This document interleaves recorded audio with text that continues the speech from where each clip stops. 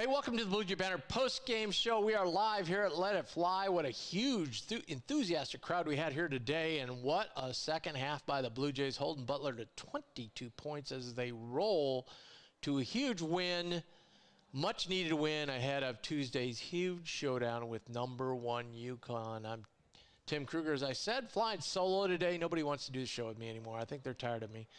But thanks for joining us on YouTube. If you're there, please hit that subscribe and like button. It helps us out so much. And what it helps us out even more is giving us your thoughts on the chat. So please use the chat. We'll answer as many as we can today. I have tons of time to do it since it's just me. So thanks so much for doing that. Boy, what a game. And once again, what a great game by Baylor Shireman. Another double-double. 27 points, 10 rebounds, 3 assists. I don't know what to say. He's just phenomenal. And he was just, they had no answers for him in the second half. Absolutely none. I just thought we absolutely sliced and diced him in the second half on the offensive end. And I think a lot of that had to do with the pace that we pushed throughout the game, and especially in the first half, even though things weren't, particularly going our way. We really forced them into a lot of full court game, and I think that tired them down in the second half. Their defense was not there in the second half, and we also saw it on the other end of the floor, right, too. Creighton had a great job defensively, but let's face it, they were missing a lot of shots that they were hitting in the first half, and because of that, the Jays rolled. I mean, they shot 1 for 11 from 3 in the second half. I mean, and they were, they were 14 of 28 in the first half, 10 of 32 in the second half. So only 31% in the second half, ended up 40% from the game, only 27% from 3 for the game, but 1 of 11 in the second half. That's the difference right there. They were 1 of 11. Meanwhile, the Jays in the second half were 6 of 14. So that's 15-point difference right there in just threes made. So just a tremendous all-around effort by the Jays. Ryan Kalkbrenner with 21 points. Again, very active underneath. Had some nice moves around the basket. Took his time. I thought played really, really well today. 6 rebounds. Trey Alexander with 8 boards today. He had 15 points. Probably was a little cold shooting for a good chunk of the game, although he ended up going 7 for 15. He hit some late. Stephen Ashworth was 5-11 from the floor, 2 of 7 only from 3 today, but he had 12 points. But again, chipped in with 8 assists today. Now, he did have 3 turnovers, so he didn't have his normal 3-to-1 or 4-to-1 assist to turnover ratio. It was a little bit over 2, but still outstanding effort with the 8 assists today. And I thought he made some great passes. Mason, I thought, was active. Only had 4 rebounds, but I thought he was real active on the boards and caused a lot of havoc in there as well. And I thought Fran had some good defensive minutes today. Didn't see much out of Jason Green or Isaac Trout today. Pretty much went with the 5 regulars and then the 1 sub, Fran. Fran played 22 minutes. But a real solid performance for the Jays, 79-57. Remember, we'll take your chats. Just jump in with whatever you have to offer, and we will, if you got questions, we'd love to hear your questions. We got Martin up first. He said, what a impressive second half by the Jays. Excellent adjustment on defense, which eventually allowed the transition game to shine. Also, we're starting to have 4 threats on offense. That's huge for March. And, we've been talking about this all year when people were panicking about the Jays and, they weren't playing well. They were losing to teams they probably shouldn't have, and so on and so forth. Mack always, this is about President's Day weekend. I always say this is about when Mack's teams start to pick it up. 2 real solid performances in a row. Boy, can we carry that over to Tuesday. In a few minutes here, we'll have a big game between UConn and Marquette, so it'll be interesting to see how that goes. But hopefully UConn doesn't throw they're probably due for, I don't know if that team's capable of having a clunker, but they're probably due for a down game here because they've been playing at such a high level. So let's see what happens here later today. Maybe they'll have another good game today, and then they go on the road. That's kind of a tough turnaround, 72 hours to play the two best teams in the Big East besides themselves in Marquette and Creighton back-to-back. So we'll see what happens. But, man, the arena is going to be jumping on Tuesday night. It's going to be electric. Make sure you get down here to Let It Fly early. The pregame is going to be a blast down here. It's going to be packed. I just can't wait for Tuesday. It's going to be awesome. So thanks, Martin. And, yeah, anyone else, please chat in. Love to hear your thoughts on what's going on. I guess we should mention the other thing today, too. But before we do that, let's dig into some of our sponsors. Let's start with Godfathers Pizza. Pizza pie piled high. They are stalwart here in Omaha. Go to one of their many locations in the metro area, or go to godfatherspizza.com. Order your pizzas today. Lots of great sporting events over the weekend, so go ahead and fire them up. They've got great pizza with abundant toppings. Also, all the other things you can order at Godfather's are tremendous. The desserts, the wings, everything is just so great and tasty. I just love the desserts. The apple streusel is great. They've got specials all the time. So check them out, godfatherspizza.com, or go to one of their locations. Order a pizza today from Godfathers. We should mention today was the top 16 reveal. I think most of you know I'm a bracketologist for Stadium and also a member of the mock selection committee, where we bring in 6 of the best bracketologists in the country, and we do this every year. So last night we got together via Zoom, and we selected what we thought was going to be the top 16 that the committee was going to select. Our overall consensus was we had Clemson in over San Diego State. We nailed the first line exactly the way the seeds were. Little surprising, they had Marquette at 7. We had Marquette at 5, then followed by Tennessee, then North Carolina. They had it North Carolina, Tennessee, then Marquette, and we had Kansas at the 8th. The next line was a little surprising. They had Alabama as the 9th overall team. We had them as 11. They had them ahead of Baylor and Iowa State, which was a little surprising. We had a very close vote between Baylor and Iowa State. Iowa State edged out Baylor. I personally had it the other way. I think Baylor was strong, and that's the way the committee had it. The last number 3 seed was Duke. I would say a mild surprise there. I could see either Duke or Auburn being the last number 3. They went with Duke, made Auburn the first 4. And then San Diego State was a surprise. They were the second number 4 seed. I had them in as the last number 4. They were the second, and then followed by Illinois, Wisconsin. I still don't get people putting Illinois above Wisconsin, but so be it. But anyway, I nailed all 16.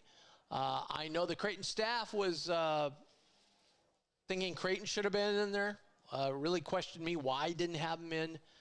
Our committee, too, and I was interested to see what people other than myself who watch Creighton all the time thought. They didn't think Creighton deserved the bid either. They thought that Clemson or San Diego State were above Creighton. So that's the way it rolled out.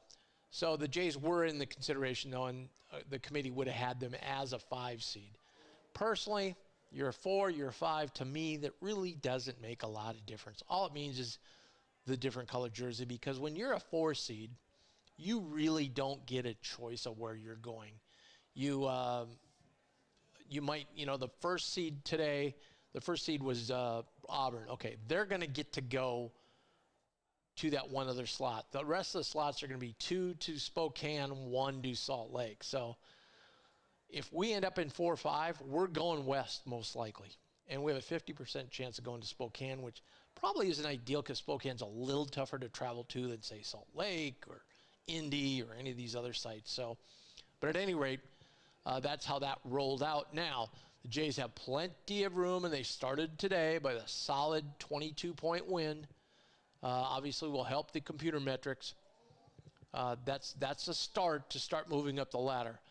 If they can beat UConn and then turn around next weekend and beat St. John's, that's going to give them 2 more high Q1 wins. And, UConn will be a high Q1. St. John's will be a Q1. So that will move them up the ladder even further. And I would say if you did a ranking, if we get these next 2 wins, you did a ranking a week from now, Creighton has a shot of being a 3 seed, frankly. So, because they're just missing the high quality wins right now. They've got Alabama, and that's about it. You know, they've lost to Marquette and UConn both times. They lost to Colorado State, who's highly ranked both the time they played them. So that's kind of what the Jays need. I know some people are asking about that. So that's basically where we're at. Before we get to more chats, I'd like to get to CareMinders Home Health Care, our title sponsor of our show. Really appreciate their support all season long. And if you're in need of care for your injured, ill, or senior loved one, reach out to CareMinders Home Care. Their agency is comprised of certified caregivers who have many years of experience. You will receive versatile, flexible, and customized care for your comfort, peace of mind, and well-being. So give them a call, 402-532-1383. Or better yet, before you call them, go to their website, caremindersnebraska.com. See all that they offer. Then if you have any questions, reach out to them. And so when the time comes that you need their services, you're ready to go and know exactly what they'll do for you. That's CareMinders Home Health Care, our title sponsor here of the Bluejay Banter post-game show. All right, let's jump into some more chats. We've got a bunch here. Jerry chimes in. It felt like the drop covers were utilized less today. I'd like you to discuss that. Yeah, especially they mixed it up in the second half. They went more to a hard hedge out there with a double team. That really caught Butler off guard the first 2 times we did it. I think they turned it over once, and then they had a real scramble to get a shot off the next time. They did adjust to it a little bit, and then after that, most of the possessions they had were either in transition or they really didn't go to that high ball screen anymore. So, but I did feel, yeah, it was a nice adjustment by Mack. And you wonder, you know, Mack, I think this is something that fans forget. Something I was talking with somebody earlier today about. Fans sometimes get so caught up in the moment, this game. You know, you got to remember, Mack is thinking not only about this game. He certainly wants to win today, but he's thinking about the next game, the next week, into March. So, you know, much as I think the coach at Creighton that we talk most about process is always Coach Booth, the volleyball coach, because she mentions it all the time. It's not about whether we won or lost today. It's the process. How did we do? How did we handle each specific point? Mack is kind of the same way. How did we handle each possession? How did we do this? What can we do today that's going to help us maybe Tuesday against UConn? And I kind of wonder if he threw that in there. Now he's got that on film for UConn to look at. Hey, if they come with this high hedge, here's what we have to do. They can maybe fake off that now and drop call back, which might cause some havoc. They can do a lot of different things. So he's getting more things on film for teams to worry about. They already have a ton of things to worry about on our offensive end, what to do. Now they've got to look at that. So I think that's part of it too. He's throwing some things out there now.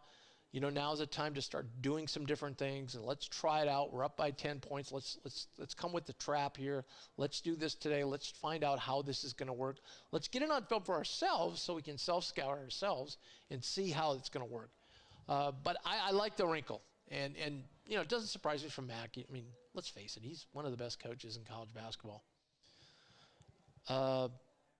CU Jays fan said, great ball movement today. I thought so too. I thought Ashworth made a couple of really good passes. I thought the play where he drove the baseline, the ball was really whipping, got to him, he drove down, whipped a pass into Kalk, and Kalk drove in and laid it in. I thought that was a beautiful sequence. He also said, also agree with Jerry, great adjustment to the head screens versus drop. And, you know, I think the drop, too, is an integral part of what we do, so I think we've got to keep doing it. But I just like to change it. Brandon jumped in and said, a lot of talk Mack to Ohio State. Is there an issue with Blossom? Probably. Yeah, that's something we talked about for a couple hours, actually. Here's my take on it. Number one, is there an issue? I think issue is probably too harsh of a word. I think people, first of all, let's go backwards. Mack and Rass were very close. You know, when Rass was our athletic director, you know, he told me, and he said this publicly, so it's not like he's just saying it to me, that he always had in his top drawer names of who his next coach is going to be for every sport. The first guy, this is the first guy I'm going after. And it surprised a lot of people, surprised myself, when Greg McDermott was that first guy he was going to go after. He had developed some relationship with him, and he always felt like he was a high caliber, a high character guy, and a guy that he wanted to lead his program. Well, you know, what a move by Rass, right? It was. So I'm sure that made Greg feel good, and that really helped their relationship, and they had a relationship prior to him coming in here, and it just bonded even more. So when Rass left, I mean, just imagine you have this great boss that you love and that you get along with and that you do things outside of work with, and suddenly he leaves and a new guy comes in. Are you going to be as close with him as you were with the last boss? No. And I think some people take that as, oh, there's an issue. And I think that's way, way overblown. Greg has talked many times about Marcus and how great it is and the support he's gotten. And, you know, you see Marcus, he's very supportive. You know, he's been supportive of all our teams. You see him a lot at women's games. You see him a lot at volleyball games. He's tremendously supportive of all the programs. And he just has a different style than Rass does. So I think sometimes people perceive that. Now, that being said, and by the way, Marcus got the contract done that Mack just signed a few years ago. So there's that. Is everything perfect? Probably not. Is Mack, you know, assessing where he is and where he wants to be? Probably always does, just like we all do in our jobs. I don't know that Mack's necessarily looking. It doesn't make sense to me. I hesitate to say this because, you know, we said this for years about Dana. Dana always says, oh, I don't want to coach when I'm, you know, I don't know what age he threw out there. Well, guess what? He's still coaching. It went way past the age he said he was going to retire. So maybe Mack's the same way, but I know Mack has other interests in his life. Couple of them. One is watching Doug play basketball, and Doug doesn't have many years left. Number two is he likes to hit the little white ball. And so, you know, it's always been rumored like, well, Mack's got a place in Phoenix.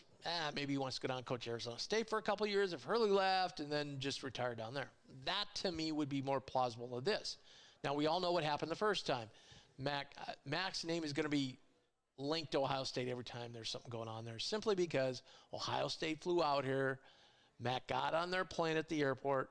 It'd have been interesting to see if they thought they were going to talk Mack into the job and just close the door on the plane and head to Columbus. I don't know. But Mack didn't want the job. He did give him his suggestion of who would be good for the job. I'm sure Coach Holtman was involved in that, you know, was part of that conversation. Like, that was maybe somebody he recommended. I don't have fact of that, but I'm sure it was somebody he probably talked about.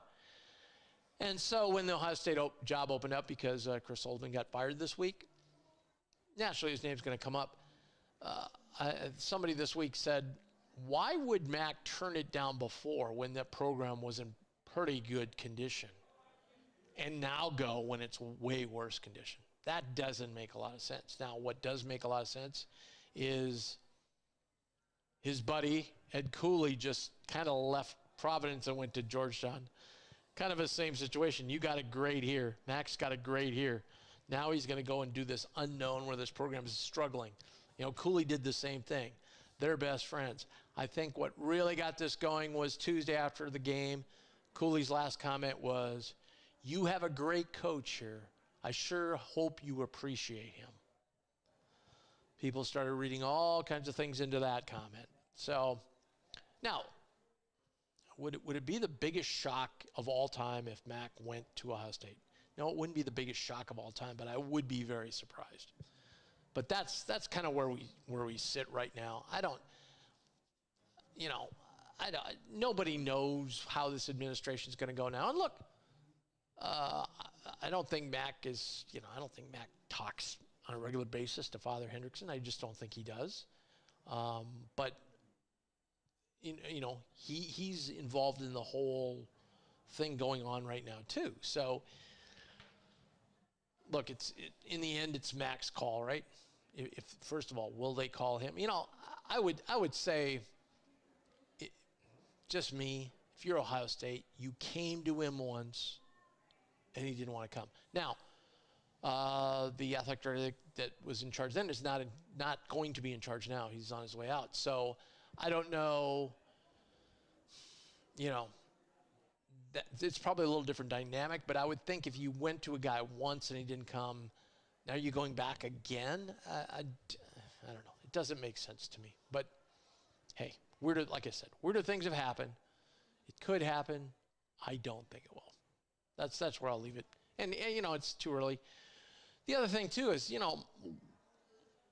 people are wondering, like, when's a good time, like, if Mack does want to leave or wants to retire, when's a good time for that to happen?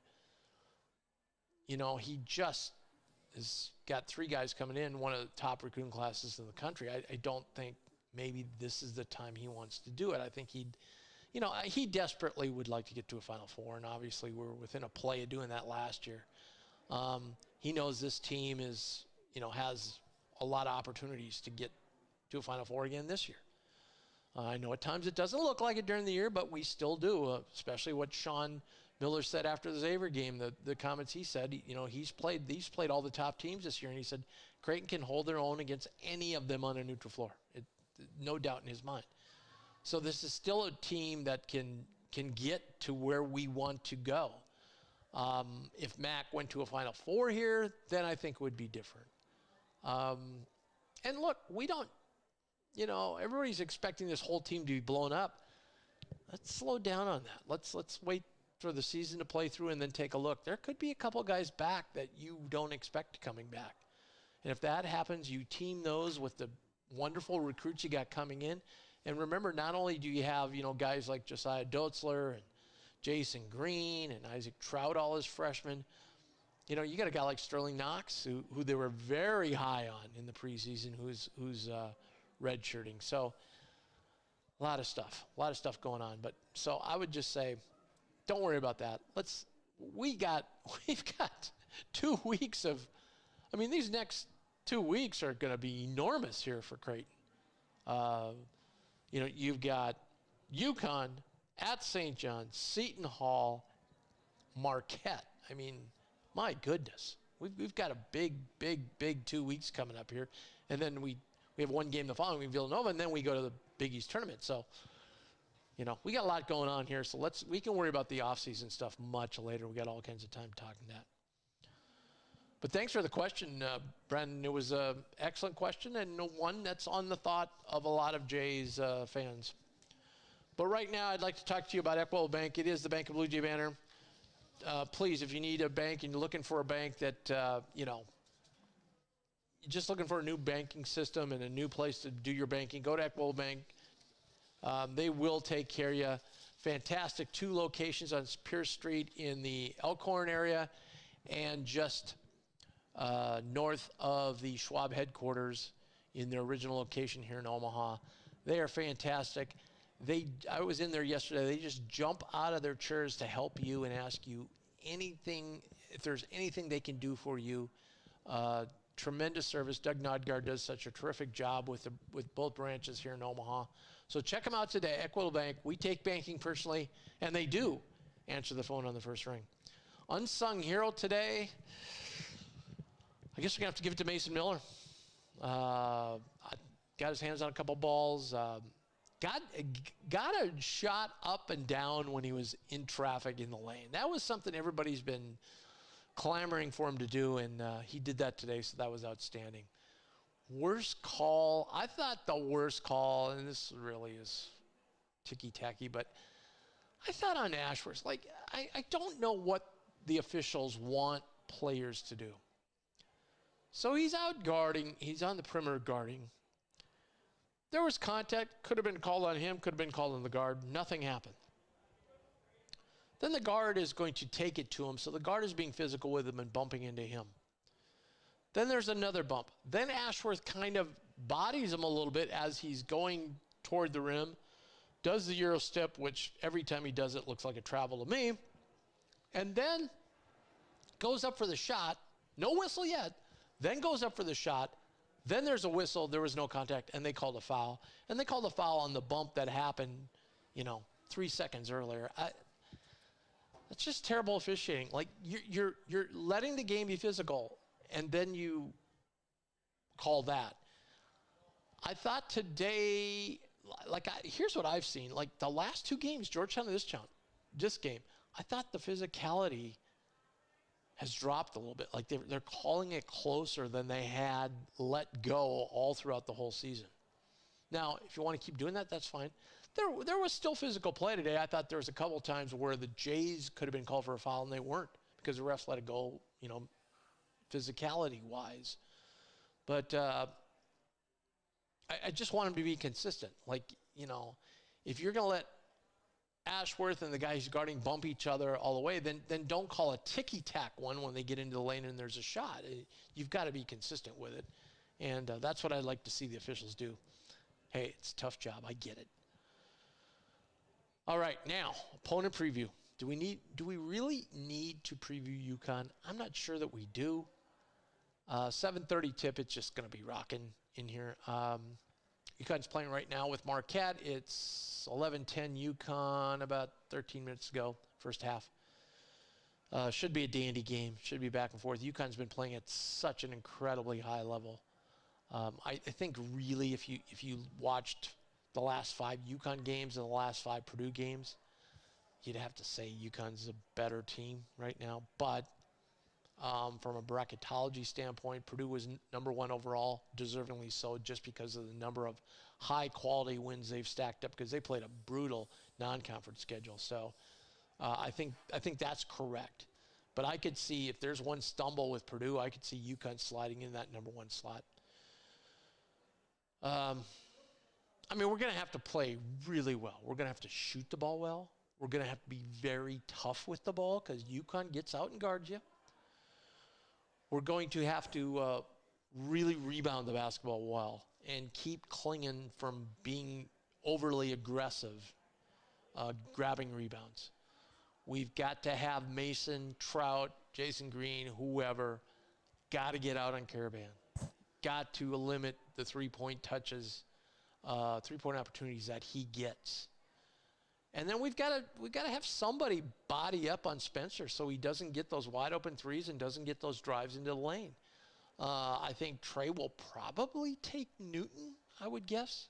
Newton certainly in the running for first team All-Big East, and because UConn's going to win the league, probably MVP of the league. But I think Trey would probably be matched up in him, although they may switch and put Ashworth on him too. And, guys get screened and switch and so forth. But it's just going to be an unreal atmosphere. I just hope we can play our game, stay in the game, let the crowd get behind you. I don't think we're going to have to do any urging of the crowd being loud on Tuesday. It's going to be juiced up crowd. It's going to be a similar crowd to the game last year when it was an absolute rock fight and the Jays ended up winning a real close one to UConn. But it's going to be fantastic. I think the game's already sold out, I believe. I know there's limited space available here at Let Fly before the game. So at any rate, so we've been circling this game for a long time, and now we've gotten to it, right? We got to it with winning these last few games. So but winning Xavier, Georgetown, and Butler. So huge opportunity for us. Not only, you got to think about this, if Marquette has 2 games left with UConn, like today and then one more. But let's say UConn sweeps Marquette and we beat UConn. We would then have, UConn would probably finish number 1.